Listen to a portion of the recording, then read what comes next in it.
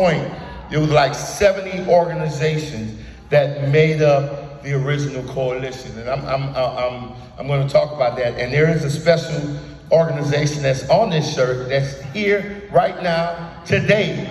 Organization that was at the very beginning, Homeless, Formerly Homeless Forum in the house.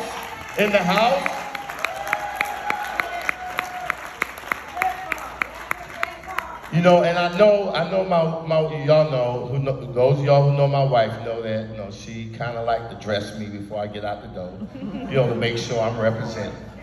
And I know that it's probably giving her a little heartache right now because I'm in this wrinkled shirt, and some of these shirts that I'm gonna be wearing is gonna be worn. They're gonna have maybe some stains on it, whatever, but we're gonna get to that. We're gonna get to that, there's a reason for that. But let me start with, you know, I really wanna just give y'all just a real brief history, right? You know, in 2003, right, I was still incarcerated, but there were a group of organizations that came together and they decided that they wanted to address felon disenfranchisement. And they created this coalition. It was a project, and that project was housed in the ACLU's office, their Miami office. And you had organizations like, we see our public defender's office that's over there. We've had AME churches involved. We had the Brennan Center. We had NAACP. And it was just a whole list of organizations to include HFHF and Brothers of the Same Mind. And they came together and they started, you know, having these discussions about what it's going to take to change the clemency laws in Florida. And eventually, during that time frame, I ended up getting out of prison. And, you know, when I got out of prison, those of you know my story. If you don't, you can get the book later on today. But going through my health, right, and coming out of it, you know, and experiencing that spiritual, emotional transformation, one of the things, you know, especially in recovery, that we learned is that we have to give back, we have to engage in service. And my first act of service was joining HFHF. And they invited me to a convening, somewhat like this, and it was in Tampa, Florida, at Stetson Law School. And there I was introduced to Florida Rights Restoration Coalition. I still haven't figured out who that person is, but when I find out who it is, I got something special for him, because that person whispered to somebody when we was doing nominations and told that person to nominate Desmond to be the secretary. And I was nominated to be the secretary, and, you know, I didn't know what I was doing, but I accepted it. Didn't know how to type and none of that kind of stuff, but kind of had to learn quick. And that allowed me to get immersed in the monthly steering committee calls with FRRC. And one of the things that was brought out, matter of fact, even at that convening, was because when the coalition started, it was organizational heavy, right? And many of the organizations, the majority of the organizations, were not directly impacted. And they were not led by directly impacted people. And so it came out that at some point this coalition has to transform into an organization that don't just use directly impacted people as spokesmodels or spokespersons or the voices, right? But actually have directly impacted people in the leadership as part of the strategies and all of that, right? And so that first movement towards that, I guess, was me being steering committee secretary. And a few years later, I was elected or asked to be interim president. And then at one of our convenings in Orlando, I became the president of FRRC. And I've been stuck ever since, right? But in this process, we were It was in 2011. The governor, a new governor came in, Governor Rick Scott, and the first thing he did was roll back the policies that we had fought so hard to get the previous 4 years. And he made it even more difficult. And when he did that, it was very disheartening. And let me tell you,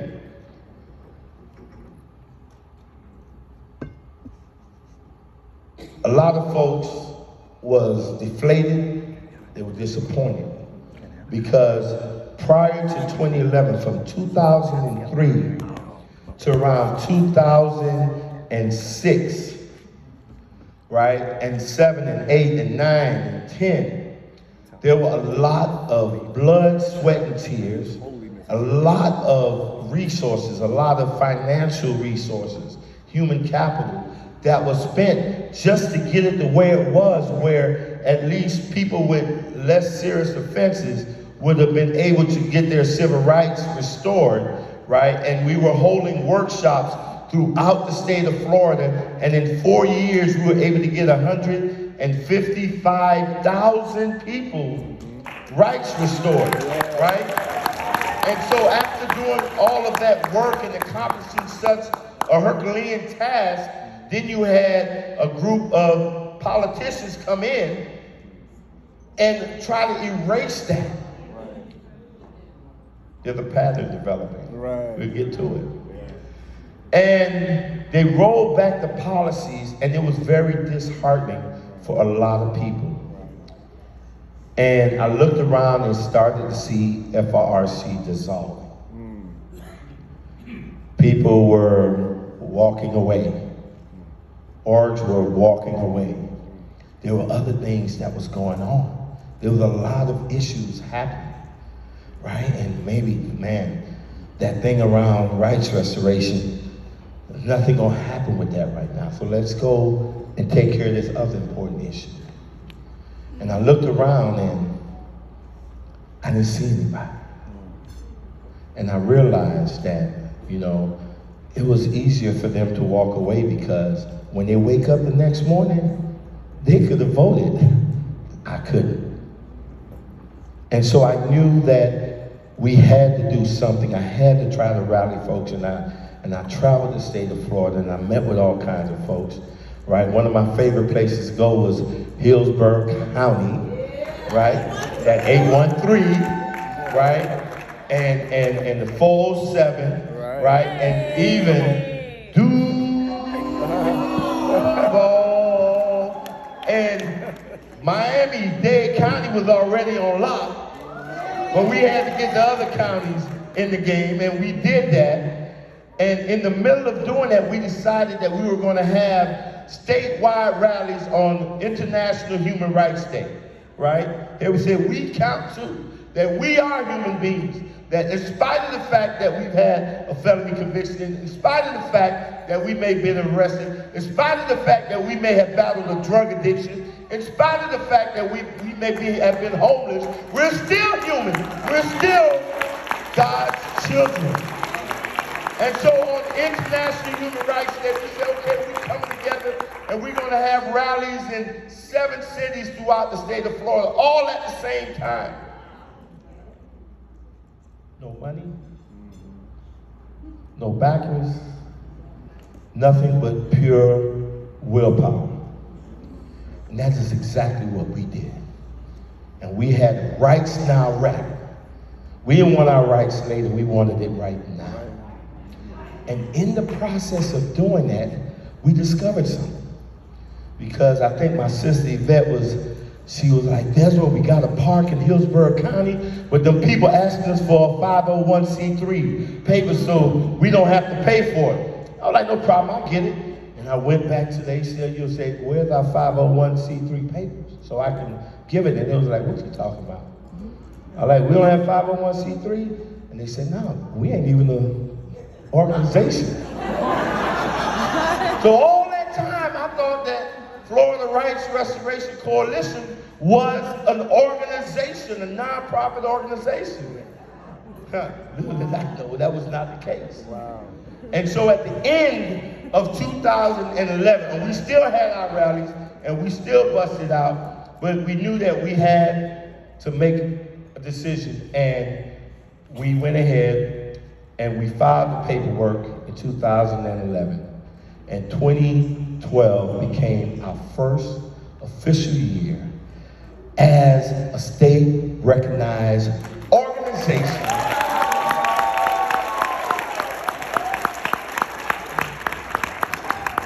And let me tell you, like, even one of our founding board members, right, who unfortunately couldn't be here today, one of our founding board members is now currently, this is a 10-year thing, right? Yeah.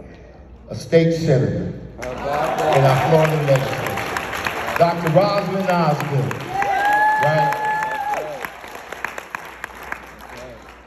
And so from 2012, we've been on a journey, man. We decided that, wait a minute, that we seen what happened in 2011. We decided that the power to decide who gets the vote and who don't get the vote, right, should never be left in the hands of any politician, whether they're Democrat, Republican, or whatever, right? Because the right to vote is so doggone important, and there's nothing that speaks more to a person being a citizen than being able to have their voices heard, right? And we know that anytime a politician gets involved in it, that it leaves room for a whole bunch of discrimination and partisan politics to play a role in it, right? And so we decided, okay, let's take matters in our own hands. And we came together, and we came up with the ballot initiative, and we brought folks together, and we launched our ballot initiative. And y'all know what happened in 2018, right? Yeah, we did that. This is what I'm trying to tell you, because that was not the first time a ballot initiative was tried before. You see, it was tried back in 2003, 2004. Right, when there was a bunch of organizations running that stuff, right? And maybe it collected about a couple hundred petitions, and that was it, right? It wasn't until directly impacted people was at the leadership, right? And directly impacted people became the heartbeat of the movement that it actually accomplished something of significance. And that's exactly what we did. Right? We did that, right? And we got people from all walks of life and all political persuasions to actually vote yes on Amendment 4. And in this very same, matter of fact, some tell me that this might be that same room. I believe that this is that same room, right, where we was on stage and y'all was about to break the stage down with all that jumping around, right? When we celebrated. Right? When we did something that people said was impossible to do, right? And then after we passed that, and of course, we know the Florida legislature went ahead and instituted a policy that talked about fines and fees, and how did we respond to that? We raised over $30 million. $30 million, right? And I'm gonna tell you, there's a whole lot of people out in this world that folks maybe idolize, and folks maybe follow and like their fan pages and stuff like that. But I guarantee you, ain't man one of them ever invested $30 million back into them. I guarantee you that. But we did that. That's what we did, right? That we made sure that we honored our commitment to fight for and support every returning citizen that we possibly can. We did that.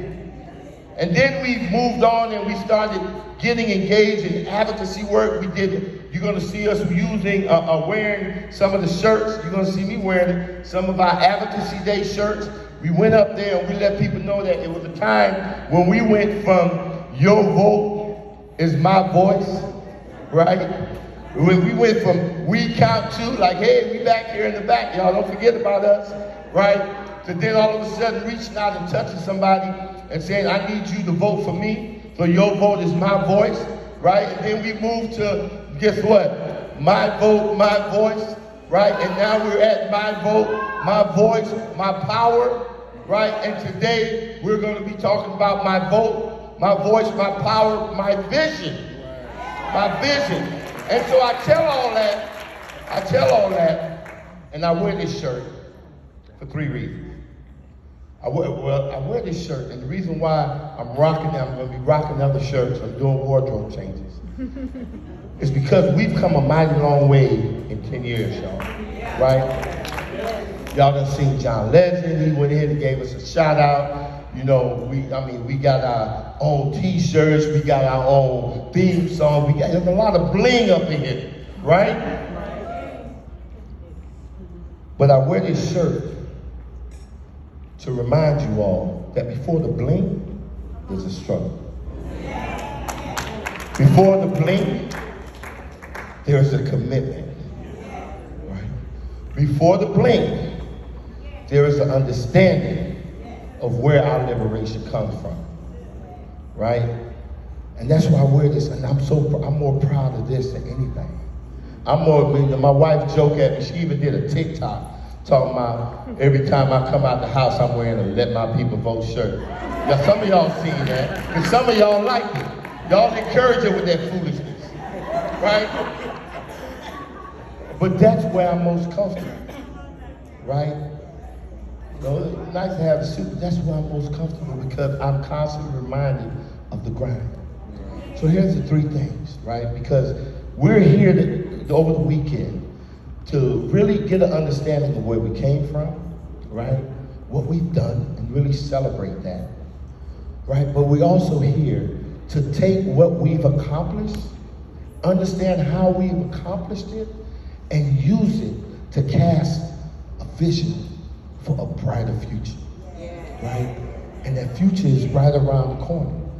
And so here's the things that I want you all to know, and I know my time is running out, but let me tell you something. Number 1, learned a lesson a long time ago when I was in elementary, and I seen this girl that I liked, and I was too shy to speak to her, so I sent my best friend to find out if she liked me. Right? And he never came back. Needless to say, he's not my best friend anymore. And even if I see him today, I have to fight real hard to not go back. But I learned a very valuable lesson. And that lesson is to never depend on anyone to get the thing that you need the most. Right? Never depend on anyone. You see, because if I would depend on anyone, then in 2011, when Rick Scott rolled back the policies and everybody walked away, I would have went away too. And I would have resigned myself and said, okay, it's going to always be like that. But I understood. And there were folks at the beginning that understood that even if everybody else walked away, that we're going to stand here and we're going to fight. Because our lives actually depended on it. There is no other option.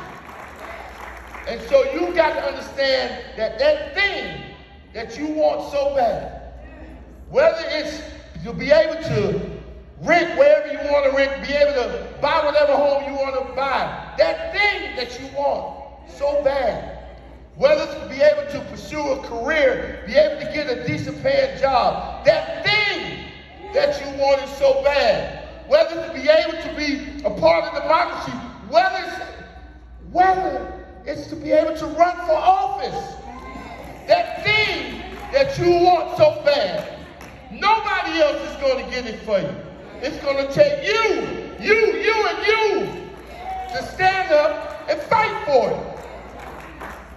And you've got to be committed to that fight. And understand this.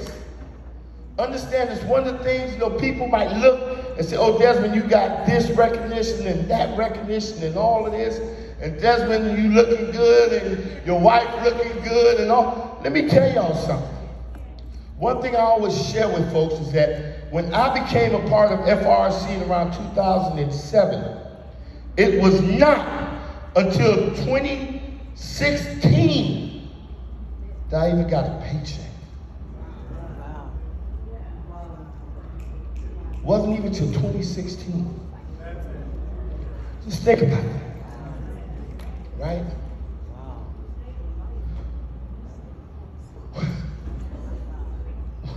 When your life depends on it, paycheck ain't your motivation. Right? When your life depends on it, being on TV ain't your motivation.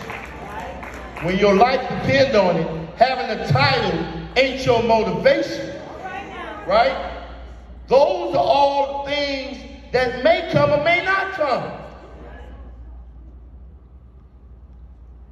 When your life depends on it, relieving that pain, breaking those chains, become that clear focal point. That clear focal point. Then we've got to understand the other thing. We talked about they tried the ballot initiative before, it failed miserably. We tried it, first shot, didn't even know what the hell we were doing. Straight rookies, and what we did, we brought the championship trophy home. Right? We did that, right? We had two other instances. One, when we put the amendment on the ballot, you had some politicians that wanted to put their own amendment on the ballot, right? And I remember the ballot committee called all of the heavyweights in the world, the chairman of this, the chairman of that, the president of this, the president of that, all of the nice organizations, big powerful organizations with all of the fancy initials and all that stuff to get this one particular politician, to get him to take that thing off the ballot because it would confuse voters. And that politician would not budge. But then we happened to go up on Advocacy Day to Tallahassee, and a group of our folks from Hillsborough County, the 813, caught wind that we was having that issue. And they took matters in their own hands. They didn't wait for somebody to do it for them. They didn't ask for a paycheck or how much they were getting paid. They said, wait a minute, this knucklehead is standing in our way. We got to do something. And boy, they went up in there deep, mob deep. And they locked that senator down and they said, you ain't going nowhere and you must be about to bump your head. And if you don't get this thing up off that doggone thing, we gonna make sure that that's the last act you ever do as an elected official. And what those big organizations couldn't do, what all of those presidents of major organizations couldn't do, we did. We did that.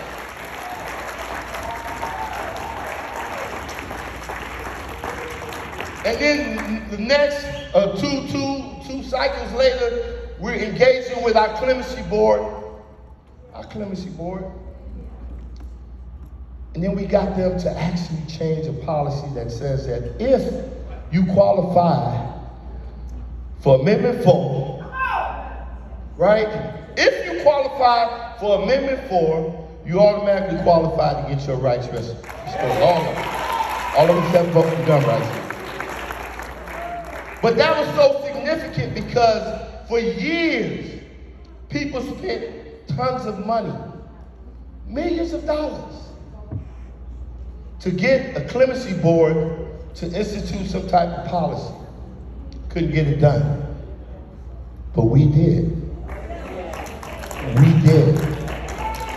Right? And so that shows that if we understand that we can't rely on somebody to do the things that we need, if we understand that we are committed to it, then we realize the power that we have to transform this state, this country, or even the world.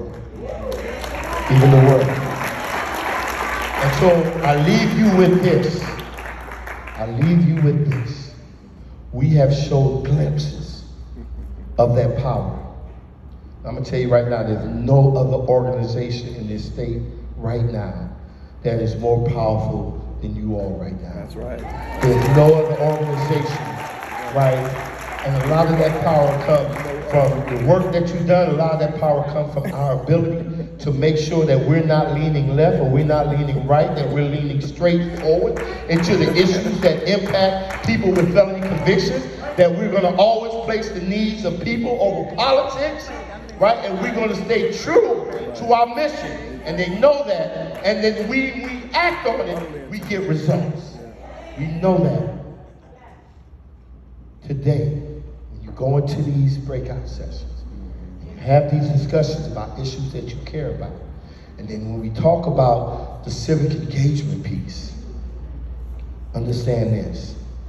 Last night, I'm looking, TV. Those of you in Orlando know. Little County Commission race went down to one vote. One vote, right? We didn't rock in that, right? There's a judicial race where we had even one of our own, a returning citizen, run for judge in Broward County. She missed it by a handful of votes. Right before that, we had a congressional race that was decided by 5 votes. Listen to what I'm saying, y'all. In every last one of those races, we had a FRRC chapter. And in every last one of those races, that chapter had the capacity to determine who won that election. Listen about the power that we have, y'all. All right? We demonstrated it when we flexed our muscles and was able to get Monique Worrell elected up here in the 9th Judicial Circuit. We flexed it when we were able to help get a sheriff elected in northern Florida. We demonstrated this when we was able to get Aramis Ayala elected as the first African-American state attorney in the history of Florida. We've demonstrated this time and time again, but we've only been showing glimpses of our power. Now our mission is this, and it's pure and simple. Identifying 300 people who are hungry enough, who are hurting enough, who are committed enough to join this army and to be the field generals in their communities, to engage their neighbors, their family and friends, to unleash the power of FRRC statewide. Right? That's what we want. And many of you all are out here already been selected. You know who you are, right? You know who you are. And there's some more that we got to get. But when we get that 300, listen what I'm trying to tell y'all. We know that our year to fully exercise our power, because we've only been showing glimpses.